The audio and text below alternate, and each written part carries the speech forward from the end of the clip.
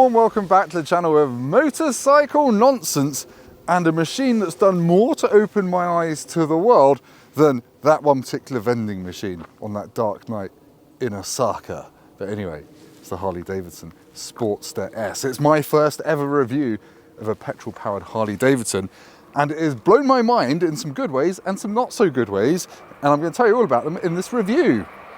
There's a train going past. I wonder if that handle's better. Now I'm going to have to stand in the road to present this, because if I get any closer, it gets even smaller. It's a bit like I'm presenting a video of Rishi Sunak. But anyway, this motorcycle, this Sportster S, costs from £15,145, which if you walk to a Harley Davidson dealership, is one of the more affordable bikes that you can actually buy. But it's a very modern interpretation of a Harley Davidson. It's got a liquid-cooled engine, which we'll get onto in a bit. It's got a remote preload adjuster at the back. It's got Brembo brake, singular, and it is it's designed to replace the old Sportster 1200 Iron and things like that. But anyway, it comes in a couple of colours. Yeah, it comes in like some blacks, some greys, some blues. This is called Red Rock. Don't think it's going to be like the red rocks that you get at that beautiful concert venue in, is it Colorado, I think? Yes, it's brown.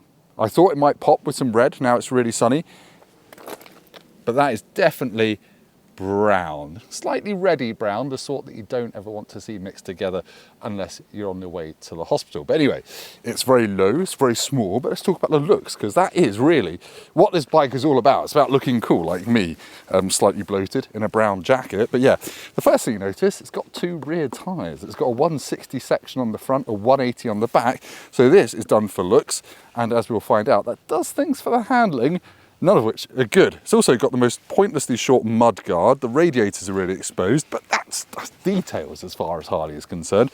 You've got a very bright, nice LED headlight, full beam and low beam as well. You've got nice indicators with the shield and bar logo in them. I'm not going to do any more American accents, sorry. It is just quite a nice thing. This one's got the optional Jekill Hyde exhaust with all this carbon fibre down here. And yeah, LED rear lights. It is a chunky looking thing. It looks purposeful, it looks very butch, and the pegs are properly like milled out of metal and they scrape all the skin off your knees every time you stop. But there is one thing I need to tell you about this bike, and that is its power. It's got quite a lot of it. The Sportster S is powered by a very modern Harley engine that doesn't vibrate or sound like a traditional Harley, and that's because it's a new liquid-cooled engine called the Revolution Max R1250T. Sorry, I did the accent again. I just can't help myself. It's a problem. Now, this is liquid-cooled. It revs to about 9,000 RPM. It's got 121 horsepower and 125 Newton-meters of torque at 6,000 RPM.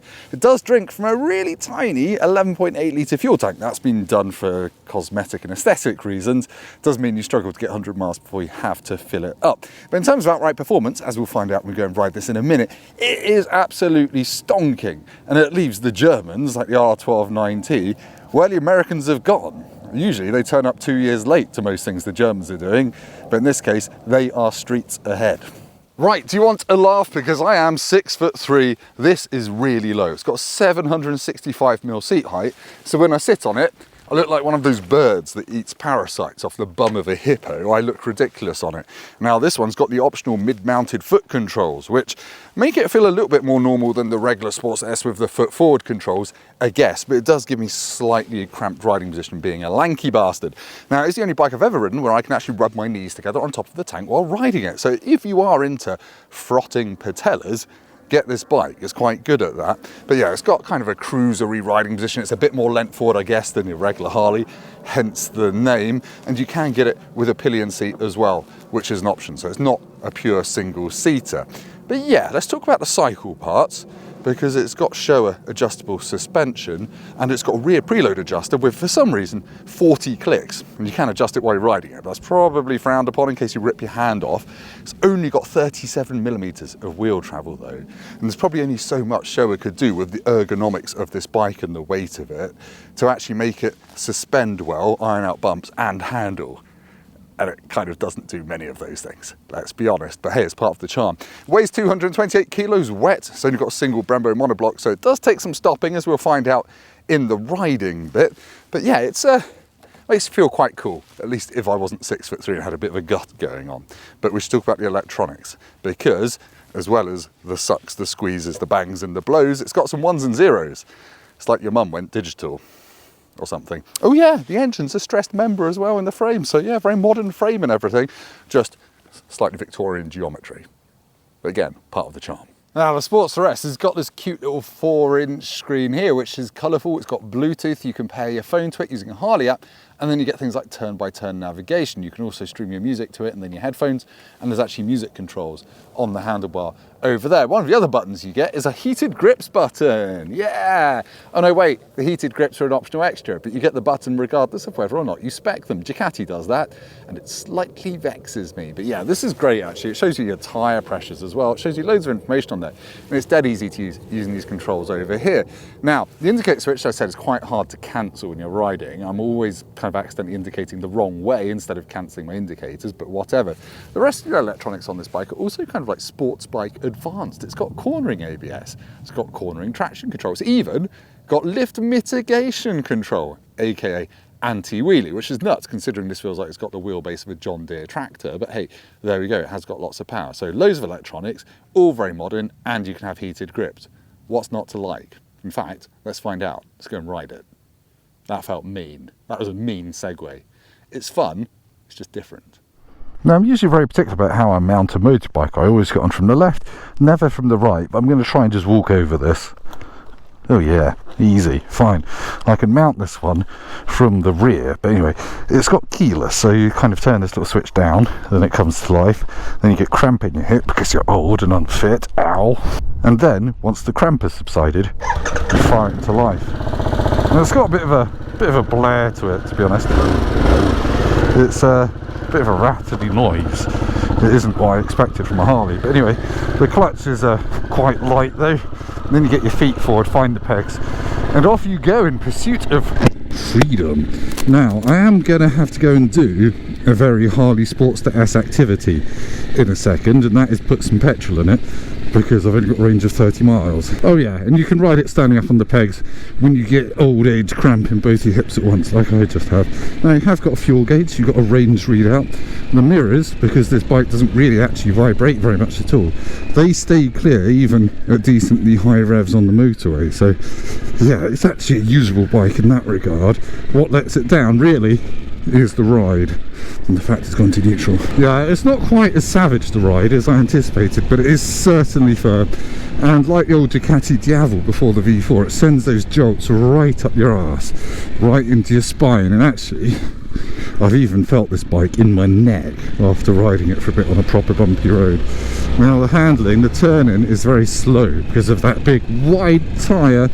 The first kind of bit of lean is kind of fine, but then when you want to press on a bit, you actually really have to muscle the bars to get it to turn into corners. But then on corner exit, you can explore the torque and the revs of the engine, and it is very, very fast. Now, you've got a couple of riding modes. You've got rain, you've got road, and you've got sport. I would just leave it in sport. The others are too soft for me. You don't really get the power and thrust that you might expect. But yeah, it's okay. It's just a bit, you know, the riding position is very posy. It's not set up for all-day comfort, but then luckily for you, the fuel tank's not big enough for all-day comfort. But I'm going to take this on some dual carriageway, talking to you about comfort 70 miles an hour, and also onto my twisty roads to find out what the handling's actually like when you want to press on a bit, if I can remember how to do the indicators. Oh yes, there's no quick shifter blipper either. I kind of didn't expect that, and there isn't one. I also didn't expect to be lumps of metal where I'm putting my feet down, but there we are. This is Harley life, I guess. This might have keyless go, but it does not have a keyless fuel cap, so you've got to take out the fob thing and the actual key and stick it in there and then put petrol in it. So let's do that. Luckily, this is only going to cost about £2 because it's got the world's smallest fuel tank. Thrilling content, I know.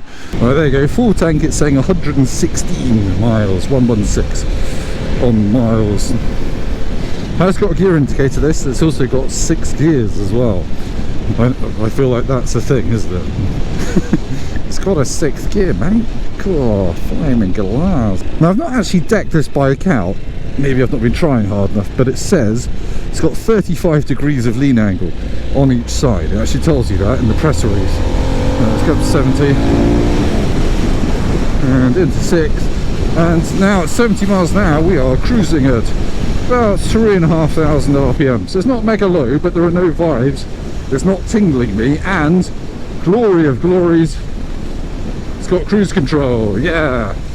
So yes, the riding position not comfortable for doing big motorway trips. I just feel like a big sail in the wind, but it's fine so long as you can put up with the weight all being on your ass, nothing on your hands.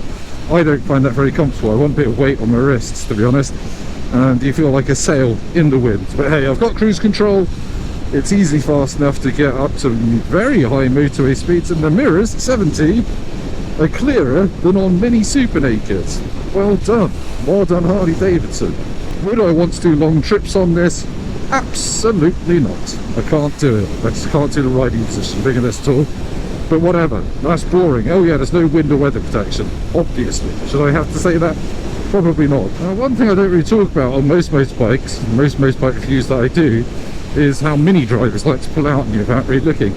Sorry, no, it's about the view out. I can see that front tyre down there, that massive wide 160 section tyre, and it is quite satisfying sitting with your arms out looking at that front wheel, kind of following it down the road. It is evoking all sorts of American cliches for me personally, but I do like the view. Now you do, as I said, have to stick some weight into the bars to get it turned, and it doesn't feel massively nice leant over, and that front wheel, that tyre does find all sorts of divots and cracks to follow. There's a car there, don't pull out on me, clearly didn't look. But you've got 4.2 litre A8 long wheelbase, so whatever. And then you're up to speed again. The traction control kicks in quite early, even in sport mode, but I would probably rather that than it not kick in. The brakes are, I would say, adequate rather than amazing. They have got power. When you really tug them, they have got decent power, but I don't know, the bite isn't where I want it to be, and for me, peace of mind wise, 228 kilos, I would dearly love to have a second brake disc on this and a second caliper. Anyway, I'm waffling. Let's go get some slightly less busy twisty roads. Let's see if I can get around here without the pegs in the floor. Luckily I'm stuck behind a geriatric Volvo, but yeah, it's actually okay to ride this thing. It's actually quite, once you put yourself in the mindset, it's quite enjoyable. Right, let's talk a bit more about the performance of this engine. I'm just going to yank it once more of this broken bit of Britain. From 20 to 50, let's go full throttle. Oh! Actually bogged down then, that's weird. I think that's traction, because this actually pulls really well from really low in the rev range and doesn't normally get that V-twin lumpiness. It's a really tractable engine. It is lovely. Now, I haven't mentioned this, I don't think, ignore me if I have, but this engine originally came out on the Pan America Adventure bike. Do you remember when Harley brought that out back in 2020, 2021? I've not seen one personally. I don't think they've sold many, but this engine came out on that bike in 150 horsepower form. This is retuned, as I said, 121, but it is actually a really good engine. It is lovely. It doesn't have the most characterful sound or anything like that, even with these exhausts on it. Whereas a road bike engine, it's got drive almost absolutely everywhere, not when you're really lugging it, but in the mid-range it's super strong, and you actually can rev it out and it gets quite properly rapid as well. Now, this bike, once you're dialed into its handling, the handling is fine, it is okay, but as I said, it just takes a bit of readjustment, or about 2 hours for me of readjustment, before we can feel comfortable cornering on this. As I said, I've not really gone fast enough to deck it out, and I don't really want to deck it out. I hate doing that on bikes because it just gives you a wobble. But yeah, around here it is enjoyable to lean it over, but the more fun bit is accelerating out the other side. You end up having to put more effort than you think into the steering, and then it feels like the bike's pivoting underneath you in a way that not all bikes really do. But then you've got loads of them for little overtakes without really having to change gear until you hit a pothole like that and your bum goes straight to the tarmac. But yeah, this Sportster S, it's a good bike to ride within its design parameters and within what it's trying to do. If you come to expecting it to be a sporty retro kind of thing, it ain't. If you want to go around corners fast and something that's got character, get an R12 9T. Or an R12 if you want the cruisery version, but that's my most recent comparison-y type thing. Now, there is one thing about the Sportster S, this particular one, that I've not spoken about because I forgot about it, to be honest. That's because it's got the Jekill Hyde exhaust. It's got this button down here. Look, listen, I accelerate. sounds like absolutely nothing, and that's how I've been running the bike most of the time. But when you press the button, it flashes red, a flap in the exhaust opens, and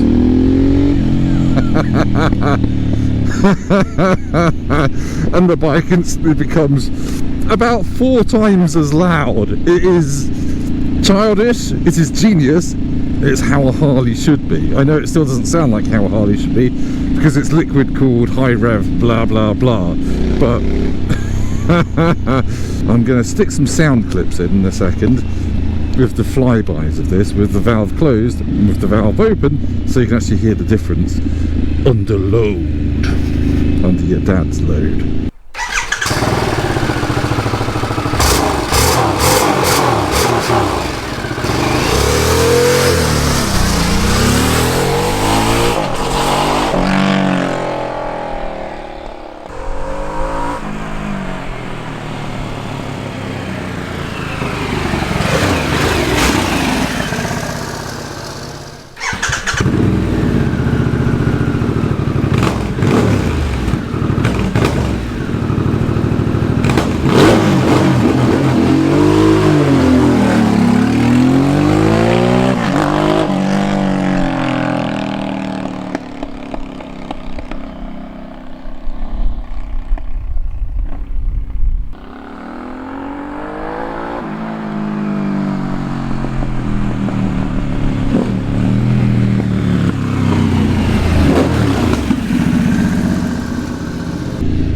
Dripping in your ears. Oh, there you go, a bit of first gear roll on action. Valve, quiet exhaust. I hear nothing. Press the button, red light flashes. Actually feels faster with the valve open, obviously, because noise is speed. That's why my 5-year-old is very fast.